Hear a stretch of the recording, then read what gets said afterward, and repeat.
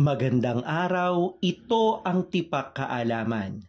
Sa araw na ito ay tatalakayin natin ang katotohanan laban sa opinyon na bahagi ng pamamaraan ng pamimilosopiya. Ang mahalagang kasanayang pampagkatuto para sa araling ito ay nakikilala ang pagkakaiba ng katotohanan sa opinyon at nahihinuha na patungo sa katotohanan ang pamamaraan ng pamimilosopiya. Meron tayong tanong, ano nga ba ang mas nauna, itlog o manok? Kung sa tingin mo, ang nauna ay itlog kaysa manok, ilagay sa comment section at ibigay ang iyong justification kung bakit itlog ang sa tingin mo ang nauna. Kung sa tingin mo naman ang nauna ay manok kaysa sa itlog, ilagay sa comment section, pati na rin ang iyong justification. Marami tayong tanong, kagaya ng ano ang mas nauna, ang itlog o ang manok? Kay rami ng tanong na bumabagabag sa ating isipan kagaya nito. Ano ang tanong na bumabagabag lagi sa iyo? Ilagay sa comment section. Ano nga ba ang pagkakaiba ng katotohanan at opinyon? Ang katotohanan o truth o veritas ay may koneksyon sa paghahanap ng kaalaman. Kaya nga, binibigyan pansin nito ang mga pahayag na upang malaman o to know. Malaman ang katotohanan sa paksang gustong alamin. Sabi nga, dahil ang katotohanan ay may koneksyon sa paghahanap ng kaalaman o knowledge, ang knowledge ay may kaugnayan sa edukasyon, maaring sa solusyon, analysis, information, experience, o learning. Ngayon ay tuklasin natin ang How to Think About Truth ni Martiner Adler. Ayon kay Adler, una, may pagdududa sa pag-alam sa isang bagay. Para sa mga mapagduda, walang true or false. Lahat ng bagay ay may katotohanan at kasinungalingan. Kaya madalas na itinatanong nila, base sa iyong pahayag, alin kaya dito ang totoo o hindi? May pagdududa. Ibig sabihin, medyo meron silang trust issues. Ikalawa, kumikilos ang katotohanan. Kung ano ang nasa isip mo, iyon ang nagpapakilos sa iyo. Sabi nga, kapag hindi ka naniniwala sa isang bagay, mahirap gawin. Relate ka ba dito? Ilagay sa comment section. Ikatlo, ang katotohanan ay nakadepende sa tao. Sabi sa relativismo, ang katotohanan ay kung ano ang sinasabi ko. May mga bagay na tama dahil naaayon sa kultura at sa moralidad. Pero depende yan sa tinitingnan nating kultura o paniniwala o gawi. Maaring tama iyon sa paniniwala ko at hindi tama sa paniniwala mo. O maaring tama sa paniniwala o kultura mo at gawi mo, pero sa akin ay hindi.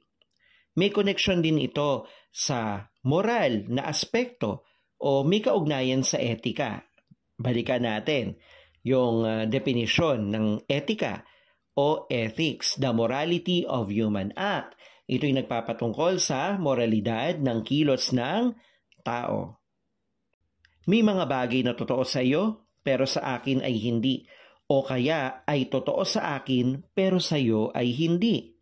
Sinasabi sa bahaging ito na ang katotohanan ay nakadepende sa tao dahil pwedeng ang totoo noon ay hindi na totoo ngayon o ang totoo ngayon ay hindi totoo noon. Ikaapat, ang katotohanan ay naaayon sa iniisip tungkol sa realidad. Kapag totoo ang isang bagay, nagtutugma ito sa nasa isip mo at sa sinasabi mo. Isipin na lang ninyo ang isang taong sinungaling. Mukhang ang iba dito ay nakakausap na ng taong sinungaling na hindi nagtutugma ang sinasabi nila sa nasa isip nila. Kaya tuloy nagkakabulol-bulol, napapa-dubidap-dubidap kapag sila ay nagsasalita. Balikan natin ang 4 na konsepto tungkol sa katotohanan na sinabi ni Martin Adler sa kanyang akdang How to Think About Truth. Una, may pagdududa sa pag-alam sa isang bagay. Ikalawa, kumikilos ang katotohanan. Ikatlo, ang katotohanan ay nakadepende sa tao. At ikaapat, ang katotohanan ay naaayon sa iniisip tungkol sa realidad. Nabanggit na lang din natin ang realidad. Sa realidad, may pag-iral. Kapag umiiral, alam at nauunawaan ng lahat at may kaugnay na kaalaman na ibabahagi mo ito sa iba kasi totoo at may basihan. Kamukha na lang ng research o pananaliksik. Darating ang pagkakataon, ipe-present nyo yan sa iba't ibang conferences. Kaya buong lakas kayo nakakapag-present dahil alam ninyo na totoo lahat ng sinasabi ng inyong pananaliksik nakaayon sa realidad at merong mga basihan. Samantala, ang opinyon naman ay hindi sigurado kung may katotohanan. Kaya nga kapag sinasabi ito, madalas na gumagamit tayo ng panandang salitang para sa akin. Ang opinyon din ay naaayon din sa pagsasabi natin ng mga pang-uri, sa ating impresyon, damdamin, at nagagamit din natin ang pagbibigay ng opinyon sa pamamagitan ng pagkukumpara. Ang opinyon ay maaaring totoo o hindi, maaaring tama o mali. Dahil ang katotohanan ay may kaugnayan sa kaalaman, ang kaalaman o knowledge dapat nating tandaan, hindi pwedeng walang katotohanan, hindi pwedeng mali, kasi imposibleng magkaroon ng walang katotohanang kaalaman o maling kaalaman. Tandaan nating lahat yan. Dahil marami tayong tanong at gusto nating matuklasan ng katotohanan, nandito ang paraan upang matuklasan natin ang sagot sa ating mga tanong na nakaayon sa katotohanan. Walang iba kundi ang Socratic Method. Sa Socratic Method, meron itong 4 na hakbang upang makabuo tayo ng kasagutan sa ating mga tanong. Una, pagtatanong upang maisawalat ang hindi nalalaman.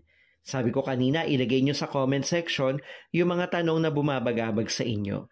Sa magitan nitong Socratic Method, sa unang hakbang, isulat ang tanong na bumabagabag sa inyo na gusto ninyong masagot. Ikalawa, pangangalap ng halimbawa mula sa karanasan. Nabanggit ko na sa mga nakaraan nating aralin na sa pamamagitan ng karanasan na pinagdinilayan natin, nagiging maunlad ang ating buhay. O ibig sabihin ay nagdudulot ito ng pag-unlad sa ating sarili.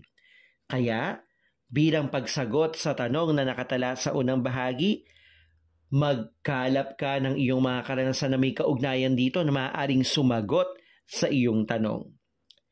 Ikatlo, pagpaplano ng pag-iimbestiga sa mga konsepto. Maaaring mag-imbestiga ka sa mga bagay-bagay upang matuklasan mo ang kasagutan. Maaari kang magtanong sa iyong kamag-aral. Masasabi mong may kaalaman sa tanong na ito.